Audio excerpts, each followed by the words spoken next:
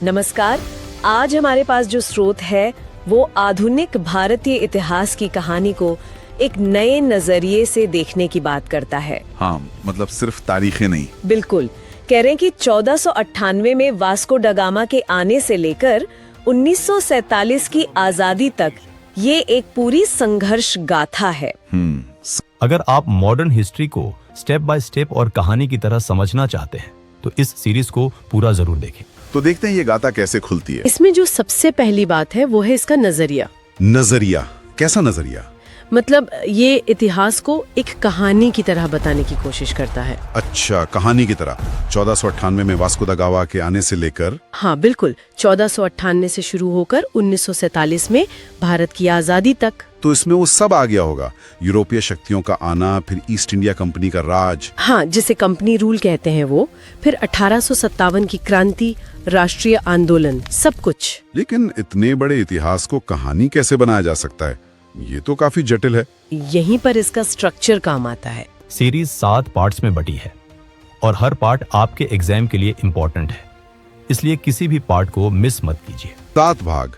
अच्छा, ये कौन कौन से हैं? देखिए, पहला भाग है 1498 से 1707 तक। मतलब वास्को द गामा से लेकर औरंगजेब की मृत्यु तक। बिल्कुल, मुगल साम्राज्य के उतार का एक बड़ा मोड़ था वो। हाँ, और दूसरा भाग है 1707 से 1757, औरंगजेब की मृत्यु से प्लासी के युद्ध तक। प्लासी का युद्ध, ये तो बहुत ही महत्वपूर्ण माना जाता है। यहीं से कंपनी का दबदबा बढ़ाना। सही कहा। इसीलिए तीसरा भाग 1757 से 1857 पूरा का पूरा कंपनी राज पर है। अच्छा, 100 साल का कंपनी राज। हाँ, जब ईस्ट इंडिया कंपनी सिर्फ व्यापारिक नहीं बल्कि राजनीतिक ताकत बन गई थी। तो फिर 1857 की क्रांति हुई, जिसके बाद आया चौथा भाग 1858 से 1885। इसे कहते हैं क्राउन रूल।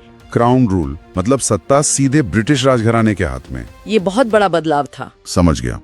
और इसके बाद फिर शुरू होता है राष्ट्रीय आंदोलन का दौर। 5वां भाग है 1885 से 1905, जब कांग्रेस बनी। कांग्रेस का उदय। और छठा भाग 1905 से 1919 तक। इसे स्रोत ने चरमपंथी चरण या एक्सट्रीमिस्ट फेस कहा है। अच्छा, और इसी में गांधी जी का भी भारत आगमन हुआ ना? हाँ बिल्कुल, गांधी जी का भारतीय राजनीति में प्रवेश। और फिर आखिरी 7वां भाग, वो तो आजादी तक होगा। हाँ, 1920 से 1947, पूरा गांधीवादी युग या गांधीयन एरा और स्वतंत्रता प्राप्ति तक का सफर।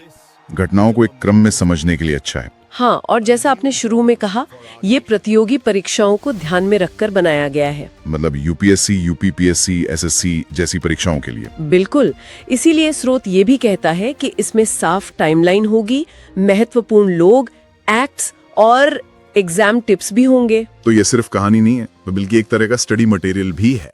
तो दोस्तों, चैनल को सब्सक्राइब कर लीजिए और बेल आइकॉन दबाइए ताकि मॉडर्न हिस्ट्री की पूरी सीरीज का कोई भी पार्ट आपसे छूट न जाए।